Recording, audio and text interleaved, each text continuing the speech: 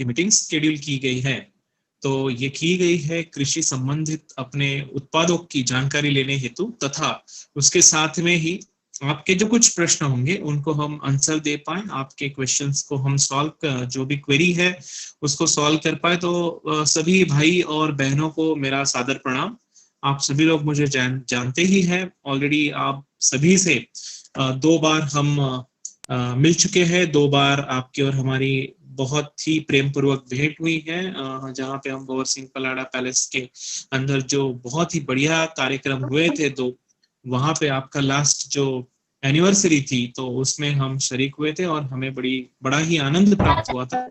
तो किसी भी प्रकार का समय ना गंवाते हुए कुछ आसान चीजों के बारे में आज हम बात करेंगे। देखिए मेरे भाइयों और बहनों, आप सभी को जैसे पता है कि हिंदुस्तान ये एक कृषि प्रधान देश है और यहाँ पे सारी चीजों का व्यवसाय रुक सकता है लेकिन खेती किसानी करना नहीं रुक सकता। उसका कारण ये है कि ये कृषि प्रधान देश है और यहाँ पे आज भी अपनी आय के लिए 60% से भी ज्यादा जो लोग हैं ये कृषि के ऊपर निर्भर हैं।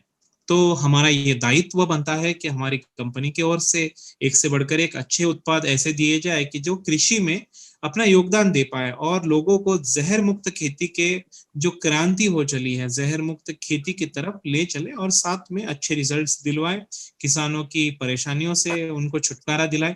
ये सारा विजन सामने सामने रखते हुए बलार का परिवार के माध्यम से हमने आपके सामने कुछ अच्छे प्रोडक्ट्स लाए हैं जिनके बारे में एक एक करके हम अभी जानेंगे। देखिए मैं आज ज्यादा टेक्निकली नहीं जाने वाला हूँ, मैं सिंपल भाषा में आपको चीजें बताने वाला हूँ। कुछ कैसे इस्तेमाल करना है प्रोडक्ट्स का इसके बारे में जानने वाला हूँ। जी, जैसे कि भैरूलाल ढाकर जी ने स्क्रीन शेयरिंग किया है, बहुत बहुत धन्यवाद आपका। आप अगर प्रेजेंटेशन अपना कैटलॉग होगा तो वो ऑन कर सकते हैं। जी सर जी, बहुत बढ़िया, वेरी गुड।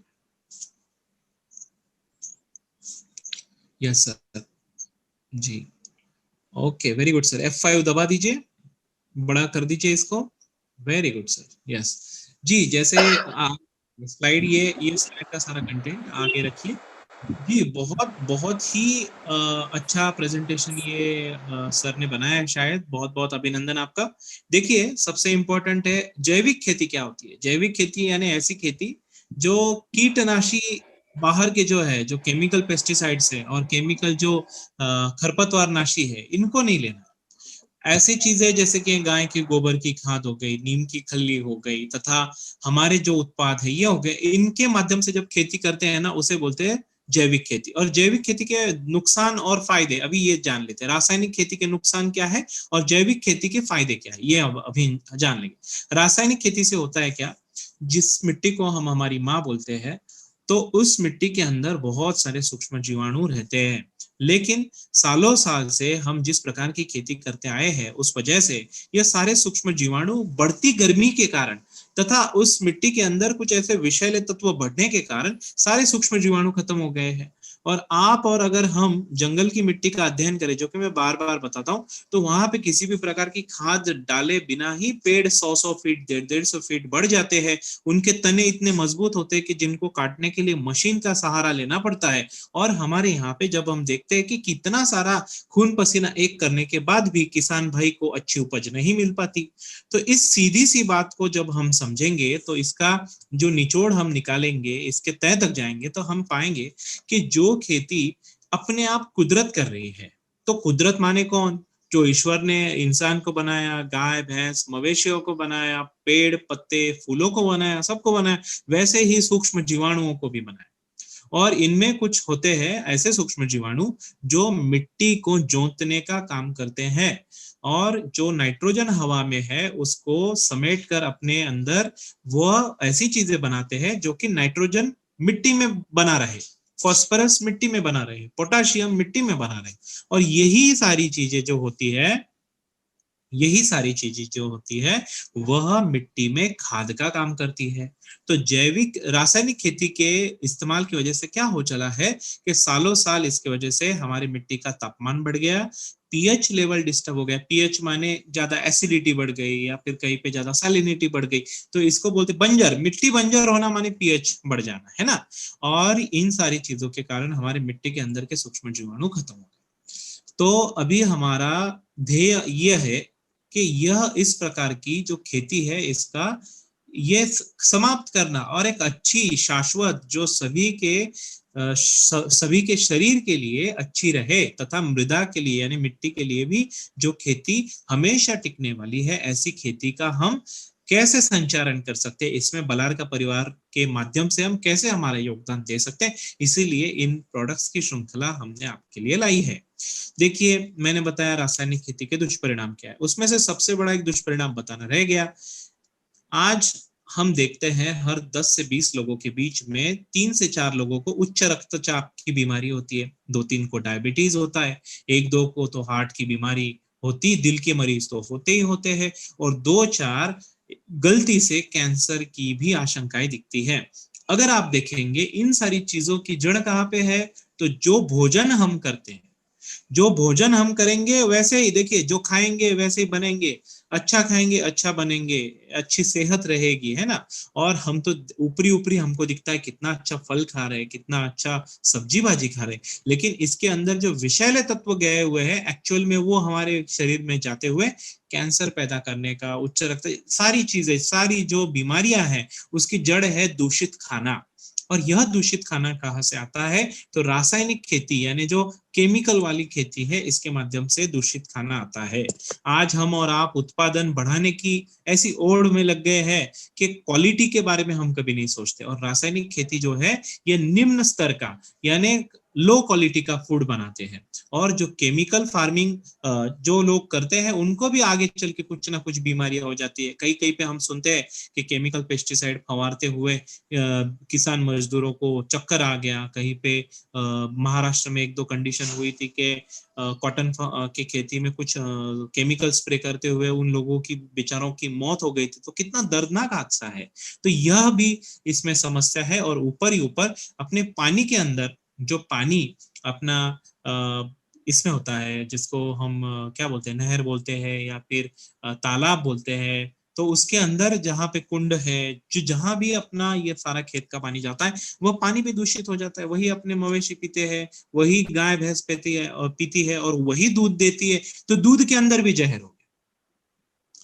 इस वजह से आज का खान पान अच्छा नहीं है, इसलिए रोग बढ़ते जा रहे हैं। तो हम क्या करेंगे, हम किसान भाइयों को बताएंगे कि आप केमिकल खेती की राह कम कीजिए। पहले साल ही आप 100% ना छोड़े भले, लेकिन आप पहले साल 70 से 80% केमिकल की राह छोड़ के हमारी राह चुनिए जो कि शाश्वत खेती की तरफ लेके चलती। ये तो हो गई सारी चीजें प्रस्तावना, लेकिन अभी हमने क्या लाया है उन प्रोडक्ट्स के बारे में मैं बात करूंगा।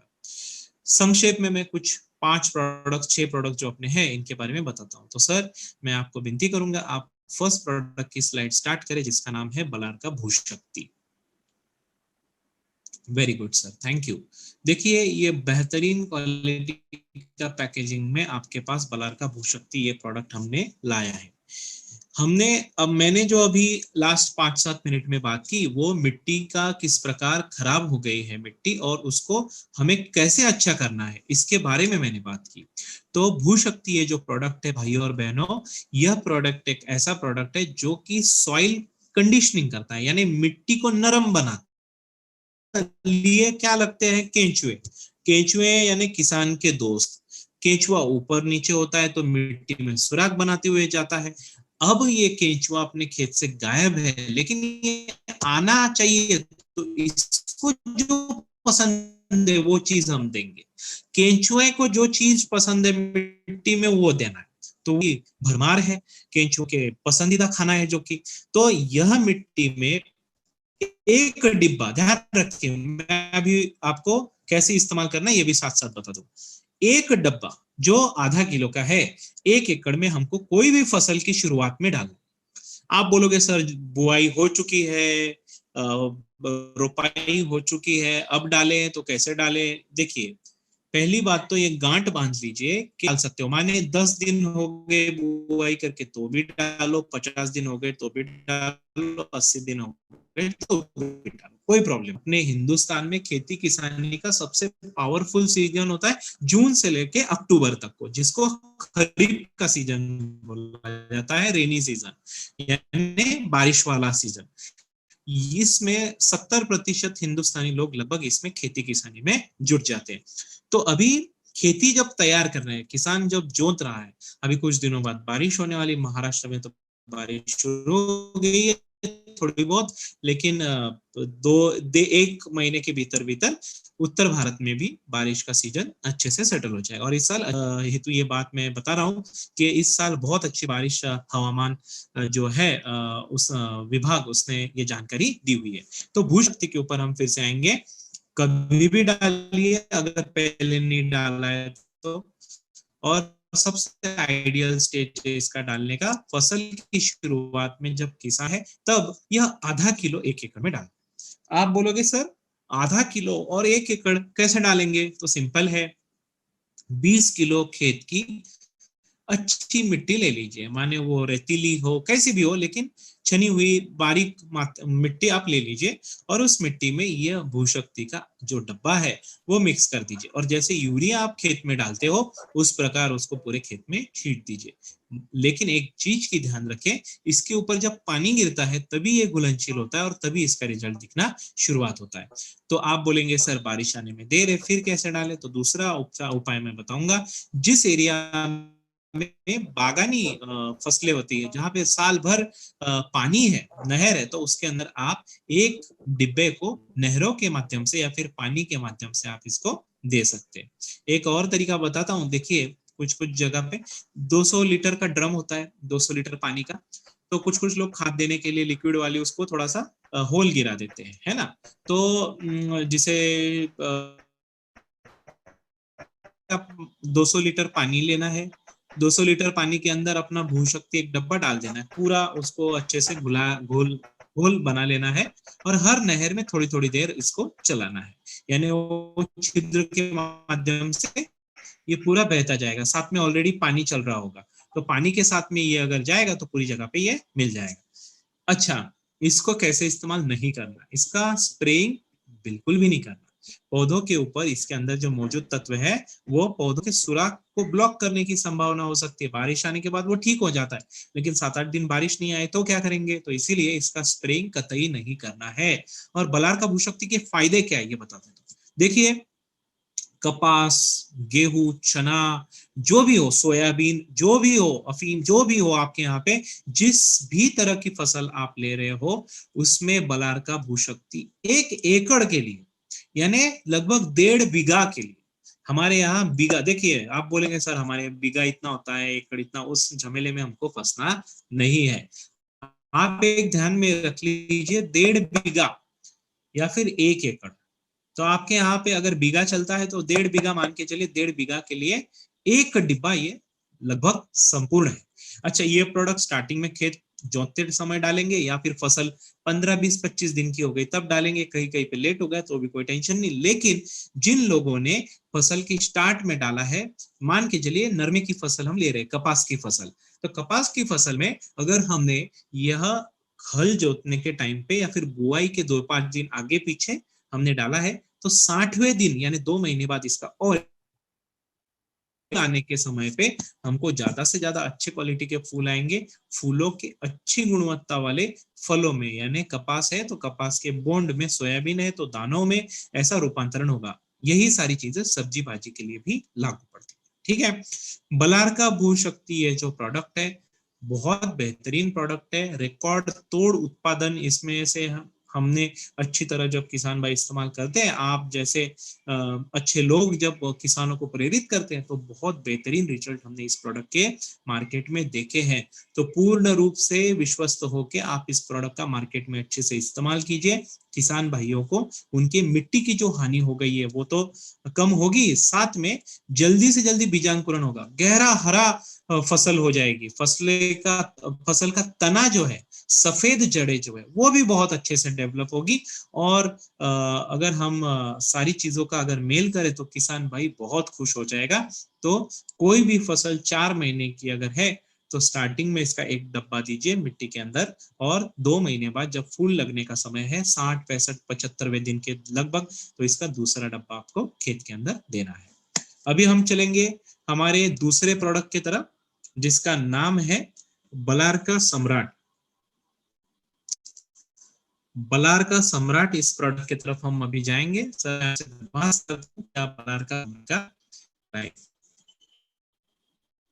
देखिए कोई भी खेती किसानी करते समय कुछ आवश्यक तत्व होते हैं। जब आप मार्केट में जाएंगे, किसी कृषि दुकान की तरफ जाएंगे, बायोस्टिक है इसके आगे वाला, तो कहीं पे जाएंगे आपको बोलेंगे सर आपके प्रोडक्ट्स के अंदर क्या क्या है, तो आपको ये प्रोडक्ट बताना है कि मार्केट में इस लेवल के प्रोडक्ट लगभग नहीं के बराबर है। तो इसके अंदर क्या है, इसके अंदर पीपीएम फॉर्म में नाइट्रोजन है, फॉस्फोरस है, पोटाशियम है, कैल्शियम है, मैग्नीशियम है और सल्फर भी है, कॉपर भी है, जिंक भी है, बोरॉन भी है, मोलिब्डेनम भी है और आयरन भी है। साथ में एजोटोबैक्टर भी है, राइजोबियम भी है, फॉस्फेट सोल्यूबलाइजिंग बैक्टीरिया भी है। आप में से कुछ लोगों को ये क्वेश्चन होगा, सर आपने ये सारी चीजों का नाम लिया, ये है क्या? तो यूरिया के अंदर नाइट्रोजन होता है भाई साहब, डीएपी के अंदर पोटाशियम होता है, और जो कि सिंगल सुपर फॉस्फेट वगैरह के अंदर भी पोटाशियम सॉरी फॉस्फोरस होता है, और पोटाशियम तो आप सभी जानते ही है, वो खाद के स्वरूप में हम देते हैं। तो ये एनपीके, ये तीन चीजें ऐसी होती है कि फसल की अलग अलग अवस्थाओं की अलग अलग अवस्थाओं में उसका विकास करने हेतु ये चीजें बड़ी आवश्यक होती है। नाइट्रोजन होता है, पत्ते हरे रहते हैं, ये एक कोशिका से दूसरी कोशिका बनती है। फॉस्फोरस का भी वैसा ही काम है, पोटाशियम का भी कुछ ऐसा ही काम है। पत्तों के फॉस्फोरस का काम है कि जो शक्कर बनती है वहां पे उसका काम आता है। पोटाशियम का एक अपना अलग काम है, कंपनी में भी फसल खड़ी रहती है, फूल फल लगने में मदद करता है, जड़ों की विकास अच्छे से करता है, सारी चीजें। तो एनपीके इसीलिए हम की किस्म में डालते हैं। ऐसा ही कैल्शियम मैग्नीशियम सल्फर का रोल है, सम्राट ये है, एक मानना है किसी भी फसल को आप देंगे तो उसका विकास, एक स्वस्थ फसल, एक अच्छी स्वस्थ फसल को आप अगर बलार का सम्राट देंगे, उसकी छिड़काव करेंगे, तो आपको बेहतरीन से बेहतरीन रिजल्ट आने तय है। देखिए बलार का सम्राट का इस्तेमाल कैसे करें। बलार का सम्राट, जब कोई भी फसल, एक सिंपल चीज ध्यान में रख लो, ज्यादा कॉम्प्लिकेटेड करना नहीं, कोई भी फसल, मैं क्या बोल रहा हूँ, कोई भी फसल, कोई भी फसल 30 दिन के आयु की है तब तक इसका 2 ml ही स्प्रे करना है टंकी के अंदर 1 लीटर के लिए। माने 15 से 16 लीटर की अगर टंकी है तो गुना 2, 1 लीटर पानी के लिए 2 ml, 30 दिन की फसल है तो लिख लीजिए, 1 लीटर पानी जब अगर मुझे छिड़काव करना है तो मुझे 2 ml बलर का सम्राट लगेगा। 1 लीटर पानी के लिए 2 ml बलर का सम्राट लगेगा मुझको। तो मेरी 16 लीटर की टंकी है तो 32 ml लगेगा, 32 मिली। ओके, मेरी 20 लीटर की टंकी है तो 40 ml लगेगा। ठीक है। अच्छा, ये हो गई चीज जब तक कोई भी फसल 30 दिनों तक पहुंची। कब इस्तेमाल करना? हर 15 दिन में इसका छिड़काव बहुत ही अच्छा रहता है। हर 15 दिन में इसका छिड़काव आप करेंगे तो फसल की ग्रोथ बहुत अच्छी होती रहेगी। जब फसल 30 दिन की क्रॉस हो गई, फसल अभी 30 दिन के ऊपरी अवस्था में गई है ना, जैसे बच्चे होते हैं कम खाना लगता है, थोड़े जवान होने लगते हैं तो ज्यादा से ज्यादा खाना लगता है ना, तो उसके ऊपर और बड़े होते हैं तो अच्छा, बहुत भोजन अच्छा लगता है। जो वयस्क होते हैं तो वो अलग एक बात हो गई। लेकिन जब हम ऐसा कहेंगे, जब 50 तक की उम्र में बहुत अच्छा, 55 तक की उम्र में अच्छा खान पान होता है आदमी का, तो देखिए जब फसल 30 दिन, कोई भी फसल हो 30 दिन की आयु, ये कोई भी फसल हो, मैं अमूमन जो बात कह रहा हूँ इसमें मान लीजिए, इसमें जो अनार है, चीकू है, ये नहीं, जो जो फल वाली बड़े बड़े पेड़ है ना, जैसे केला हो गया, ये नहीं, इसके लिए एक अलग चीज है, इसके लिए इसका डोसेज ज्यादा, धीरे धीरे धीरे ज्यादा देना पड़ेगा। ठीक है, मैं अभी बात कर रहा हूँ 4 से 5 महीने आयु वाली हर किसी फसल की, जिसकी आयु 30 दिन से लेकर 5 महीने तक है, ऐसी हर फसल के बारे में मैं बात कर रहा हूँ, और जो कि जनरली मानसून सीजन यानी अभी इस सीजन में लेते हैं। तो देखिए इसका 30 दिन आयु क्रॉस हो गया फसल का, तो 3 ml कर देना डोज। जब तक 30 दिन था 2 ml था, 2 ml माने 1 लीटर को, अगर 30 दिन क्रॉस हो गया तो 3 ml कर देना, यानी 15 लीटर की टंकी के लिए 45 ml कर देना। अच्छा, इसका छिड़काव करने से क्या फायदा? छिड़काव करने से पौधे बहुत तीव्र गति से बढ़ना शुरुआत हो जाए। कोई भी खेत में आप बोलेंगे सर इसमें अभी छिड़काव करूं क्या, अभी इसमें ये छिड़काव किया था, नहीं है। आप नए जगह पे जहां पे भी जा रहे हो, अच्छा अच्छा प्लॉट चुनना है। देखिए मैं एक चीज बता देता हूँ, हम ऑर्गेनिक खेती बहुत अच्छी तरह से करने की आपको सिखाने की कोशिश कर रहे हैं। इसका मतलब ये नहीं कि 70% डैमेज खेत आप लेके आए कि जिसमें बहुत रोग लग चुका है और आप बोले सर इसको सुधार के दिखाओ। खेती ऐसी नहीं होती। जहां पे बड़ी बड़ी केमिकल कंपनियां जो कि केमिकल डाल के भी जो बीमारी कंट्रोल नहीं हो रही, आप बोलोगे सर ये 70% डैमेज है, यहाँ पे आपको चमत्कार करके बताओ, वो भी होगा, वहां पे भी रिजल्ट आएगा। लेकिन अभी ये मानसून सीजन है ना, तो हर कोई जीरो से स्टार्ट करता है। मैं आपको एक चीज की तसल्ली देना चाहता हूँ कि जीरो से जो भी खेती स्टार्ट करा ना, इसके लिए अपने प्रोडक्ट ऐसे शानदार रिजल्ट देने वाले हैं। जो बर्बाद हो चुकी खेती है, जहां पे बहुत बीमारी आ चुकी है, वहां पे आप रिजल्ट लेने जाओगे। आप देखिए, आप सब लीडर्स हो, आपको सभी को यह प्रोडक्ट्स मार्केटिंग करना है, आपको ये प्रोडक्ट बेचने हैं, अच्छे पैसे कमाने हैं, और ये तो छोटी बात हो गई, लेकिन किसानों का आपको फायदा कराना है। तो इसमें हमें झूठ प्रोमिसेस कतई नहीं करने कि हाँ ये अरे ये 10-15 लोग आके गए इस खेती में, फिर भी ये प्रॉब्लम सॉल्व नहीं हो रहा है। तो आप ये कहिए कि देखिए हमारे प्रोडक्ट्स बहुत अच्छे हैं, हम इसमें कोशिश कर सकते हैं, लेकिन आप ऐसी गारंटी मत दीजिए कि ये प्रॉब्लम सॉल्व हो जाएगा, क्योंकि जो केमिकल से भी सॉल्व नहीं हो रहा है, जो ऑलरेडी बर्बाद हो चुका है, तो उसको आप कैसे एक सिंगल स्प्रे से ठीक कर देंगे, जबकि उसकी हिस्ट्री आपको पता नहीं है, उसका इतिहास ही आपका पता नहीं है, और आप उसका भविष्य लिखने की कोशिश कर रहे हैं। तो ये गलत है ना। एक सिंपल चीज मुझे आंसर दीजिए। तो इसलिए एक ध्यान रखना है, जीरो से माने क्या, आज से बुआई स्टार्ट हो रही है, छोड़ तो जो कि 30-40 दिन की हो गई है, लेकिन कंट्रोल करने लायक है। ऐसा नहीं कि पूरा बर्बाद हो गया खेती, ऐसा खेत आपको चुनना नहीं, अगर आपका बलारका का ब्रांड आपको आगे लेके चलना है। देखिए, हमें थोड़ा कम किसान मिलेंगे, कम खेती मिलेगी, लेकिन जो रिजल्ट हम निकालेंगे उसकी न्यू पे हम बहुत बड़ा काम करेंगे, और इसलिए हमें झूठे प्रोमिसेस किसी के साथ नहीं करने। ठीक है, तो ये है बलारका सम्राट, जिसका नियमित आप जब छिड़काव करेंगे तो पत्ते गहरे हरे होंगे, पत्तों के अंदर खाना बनाने की प्रोसेस स्टार्ट होगी, इसके अंदर के जो सूक्ष्म जीवाणु है जो जमीन में गिरेंगे, तो वह भी आजू बाजू पड़ा हुआ कचरे को खाद तीव्र गति से काम करना स्टार्ट करेंगे, और मिट्टी में इतने सालों से जो पड़ा हुआ खाद है जो पचा नहीं है, वो खाद पूरा पचा के ये पौधों को देने का काम करेंगे। इसका जो रिजल्ट है, यह जड़ों के लिए, फूलों के लिए, पत्तों के लिए, फलों के लिए, सब में इसका रिजल्ट आए, और अच्छा रिजल्ट आए। ठीक है, कोई पूछेगा सर इसको ड्रिप से दे सकते हैं क्या, या फिर जमीन में दे सकते? बिल्कुल दे सकते हो। इसका अगर जमीन से देना है 1 लीटर एक बार में, यानी 2 बोतल, और छिड़काव के लिए आधा लीटर की बोतल 2 बार में काम में आ जाएंगे, क्योंकि 300-400 ml के ऊपर इसका एक बार छिड़काव नहीं होगा। आप 10 पंप भी कर रहे हो, अगर 30 ml के हिसाब से तो 300 ml होगा, बाद में आप 200 ml में थोड़ा और मिला के कर दोगे, तो 2 बार छिड़काव आराम से फसल। बड़ी फसल में आपको इस 2-2.5 बोतल, 2 से 3 बोतल पूरी फसल की आयु में लगेंगे। आगे प्रोडक्ट की तरफ, जिसका नाम है बायोस्टिक। यह प्रोडक्ट सबसे पहले समझ लिया सर ने, प्रेजेंटेशन करके बताया था, लेकिन मैंने पहले बनाकर आपको बता दिया। सर है कि बायोस्टिक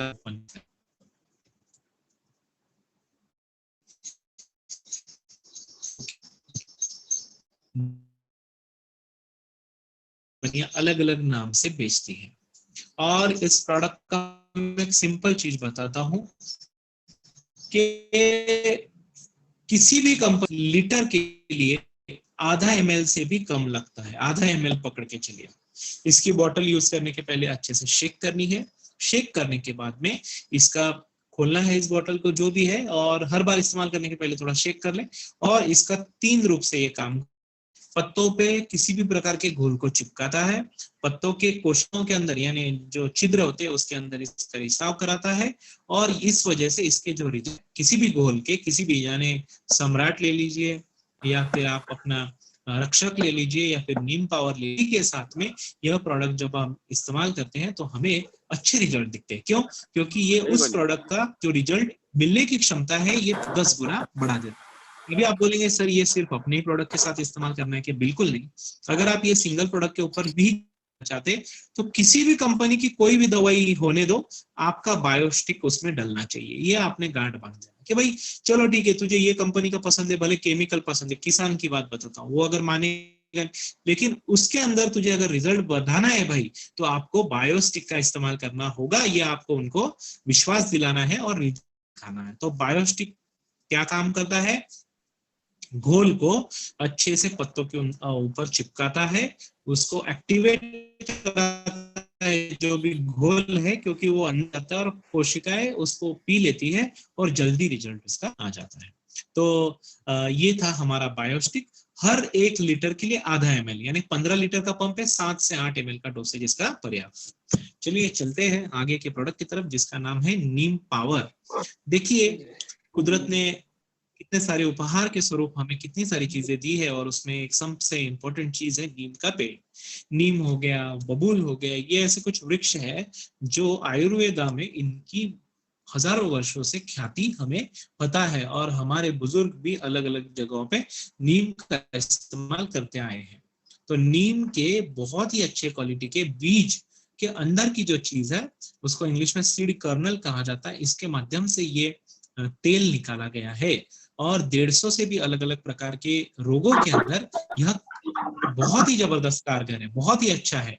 आपको बता दूं, अभी आपके तरफ कपास, नरमे की फसल अगर है कुछ एरिया में, सोयाबीन भी है, तो आपको एक चीज बता दूं। देखिए, मैं ये 2 क्रॉप्स का नाम ले रहा हूँ, यानी आप ऐसा मत सोचिए ये 2 क्रॉप ही सर बात कर रहे हैं सभी क्रॉप्स के लिए, लेकिन अभी जो ज्वार है, बाजरा है, जो भी है, तो सभी के अंदर आने वाले जो कीटक हैं, उनको अगर हमको दूर रखना है खेती से, तो हमने नीम पावर का अच्छे से इस्तेमाल करना चाहिए। नीम पावर का इस्तेमाल, ये जैसे देखिए अभी कोरोना का टीकाकरण चल रहा है अपने देश में, कोरोना नहीं होना चाहिए इसलिए टीकाकरण चल रहा है, ठीक है। आप में से कुछ लोग बोलेंगे कि सर, कोरोना का टीकाकरण करते हुए भी कुछ कुछ लोग ऐसे पाए गए हैं कि जिनको कोरोना हो गया है। लेकिन भले ये सच है झूठ है ये मुझे नहीं पता, लेकिन आपको एक चीज का विश्वास दिलाता हूं कि कोरोना का टीकाकरण करने के बाद अगर किसी को कोरोना हो रहा है, तो यह बिल्कुल तय है कि वो अच्छा स्वस्थ हो जाएगा। ये हमने देखा है आज तक के डेटा में, बिल्कुल इसी स्वरूप। और 90% लोगों को तो कोविड होगा ही नहीं, अगर 2 डोज ले लिए तो बहुत ज्यादा संभावना है कि उनको कोरोना ना हो। अगर हो भी गया है तो वो बहुत ही सामान्य रूप का कोरोना हो, और वो सादी औषधि खाके ही ठीक हो जाए। ऐसा हमने आज तक के अपने जो पढ़े हैं उसमें पाया है। अभी आपको बता दूं, यही चीज है नीम पावर की, यह खेत का टीकाकरण कर देता है।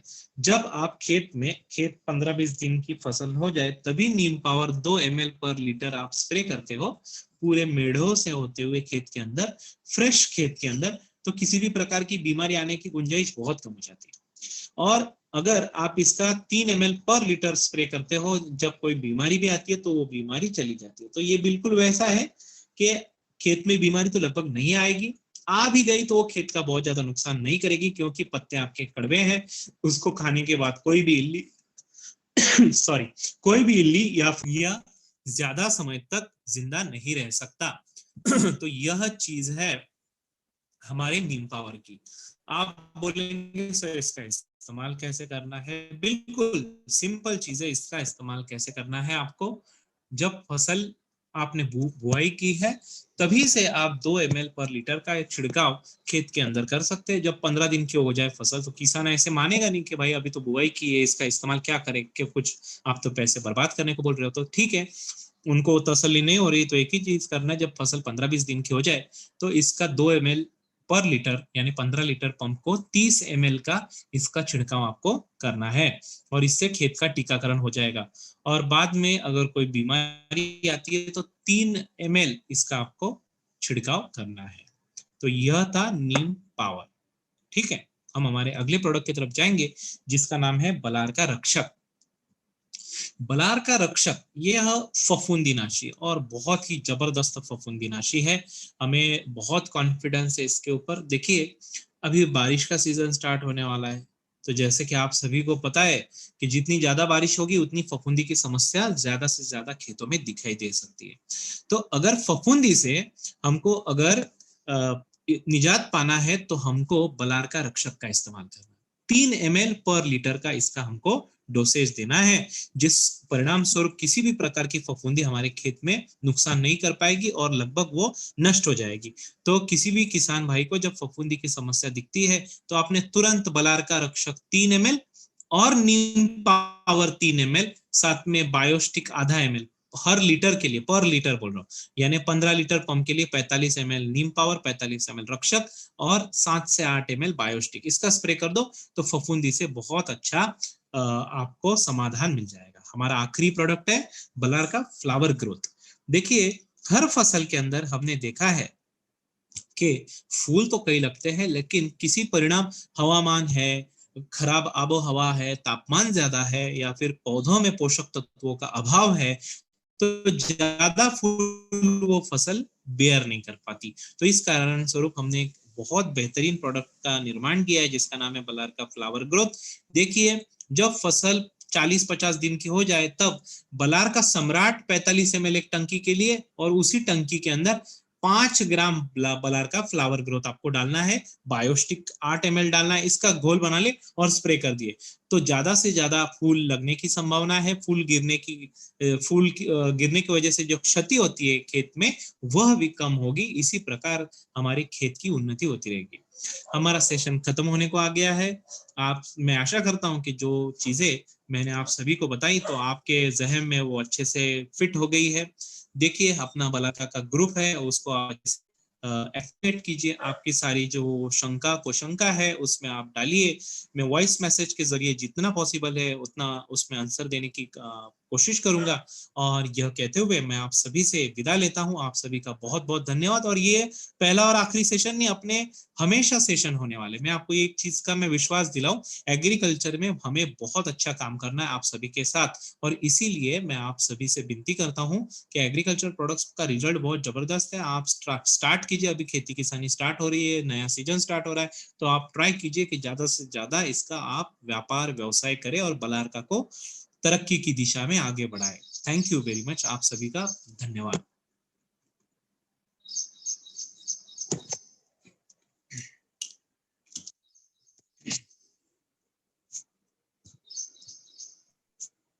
नमस्कार सरराम सर। हेलो सरराम सर। हाँ नमस्कार। हेलो नमस्कार sir. Venulal ji sir. Hello hello. हाँ सर। हाँ प्रमोद जी हाँ नमस्कार सर। नमस्कार, क्या हाल है? बस आनंद। नमस्कार नमस्कार सर। नमस्कार। कैसे हो रही Anand ji? Erka global mart private limited में तेजी से हार्दिक स्वागत अभिनंदन। मैं चाहूंगा वेणुलाल जी। नमस्कार मोहन जी। सभी को नमस्कार। हाँ नमस्कार सर। नमस्कार सर। नमस्कार नमस्कार साहब। एरका ग्लोबल नमस्कार। मार्ट प्राइवेट लिमिटेड में तेजी से हार्दिक स्वागत अभिनंदन। मैं नमस्कार। चाहूंगा अभी सभी सीनियर लीडर, वेणुलाल जी मेरा हाथ जोड़ के निवेदन, सबको अनम्यूट कर दीजिए आप अपने बीच कंपनी के। नमस्कार सरराम सर। सरराम सर नमस्कार।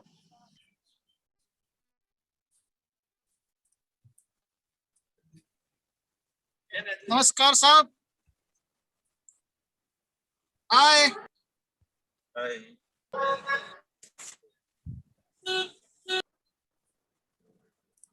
हाँ डायमंड साहब, आगे क्या प्रोसेस रहेगा? 3 मिनट रहा है।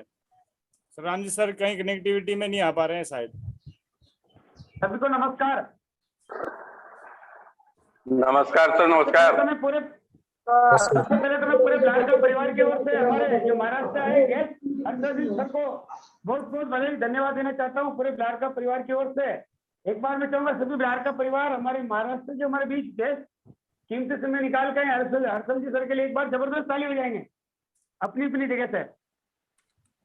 बहुत बहुत धन्यवाद आप सभी भाई बहनों। मैं धन्यवाद देना चाहता हूँ पूरे ब्लाडका परिवार की ओर से और आपका भाई हर्षल जी बंसीलाल ठाकर आगे आशा और उम्मीद जताता हूँ कि आप हर सप्ताह में एक दिन हमारे को मार्गदर्शन दीजिए। और आज का सेशन सुन के हमारा दिल गदगद हो गया। एक एक टॉपिक आपका हमने नोट किया। हम आपको तकलीफ देते रहेंगे, आप हमारे को मार्गदर्शन देते रहें। हर्षल जी सर बहुत आज का सेशन 81 क्लब लाड़का परिवार के लिए, और मैं विश्वास दिलाता हूँ इस सर- हफ्ते के अंदर। सर नमस्कार सर। नमस्कार सर, अफसल जी सर को मेरा नमस्कार और गुड आफ्टरनून सर। और कुछ हमारे जो लीडर्स हैं उनके कुछ सवाल है और उन्हें कुछ जानकारी, वैसे आपकी जो जानकारी थी वो पूरी कंप्लीट थी, पर कुछ लीडर्स हमारे बीच में हैं जिन्होंने मुझे व्हाट्सअप किया है और आपसे कुछ इन प्रोडक्ट से जुड़े सवाल आप पूछने चाहते हैं। ना सर सुन पा रहे हैं Harshal ji? Sir please, Harshal ji sir, Devlal ji, Harshal ji sir है हमारे साथ में। मेरे हिसाब से सर रिमूव हो चुके हैं, मेरे वैसा लगता है सर। नहीं, अब नेक्स्ट नहीं, वो वापस- सर नहीं वो वापस कनेक्ट हो रहे हैं, वो वापस कनेक्ट हो रहे हैं, वापस कनेक्ट हो रहे हैं। देवलाल जी कितना टाइम बचा? सर इस सेशन का तो नहीं बचा हुआ है, 1 मिनट बचा हुआ है। हाँ तो बिल्कुल आप सभी लीडर्स वापस ज्वाइन हुए हैं और कई ऐसे कॉमन सवाल है जो सर, आपके गए लिए नहीं। भी सर हर्षल जी सर है, सुन सर रहे हैं। बिल्कुल सर, 1 मिनट में ये सेशन कंप्लीट होने वाला है और नेक्स्ट सेशन में 1 मिनट बाद मैं चाहूंगा कि वापस सभी लीडर्स फिर से कनेक्ट हो, फिर से इस लिंक पर जाकर तुरंत वापस मीटिंग में शामिल हो। और कुछ लीडर्स के बहुत ही इम्पोर्टेंट सवाल है जो वो आपसे पूछना चाहते हैं इन प्रोडक्ट्स को लेके, क्योंकि अभी हमारे इधर बुआई का सीजन लगभग 5 से 10 दिन के बीच में स्टार्ट होने वाला है। तो कुछ ऐसे उनके मन में सवाल है जो मुझे अभी व्हाट्सएप पे प्राप्त हुए हैं, तो मैं आपसे निवेदन करता हूं कि सभी तो और जो भी सवाल है आपके भी, अगर किसी लीडर के मन में कोई सवाल है और वो हमारे जो कृषि वैज्ञानिक है अफसल जी सर, जो हमारे प्रोडक्ट एक्सपर्ट है, उनसे पूछना चाहते हैं तो जरूर आप अपने सवाल सर से पूछ सकते हैं। और बिल्कुल बहुत ही उम्दा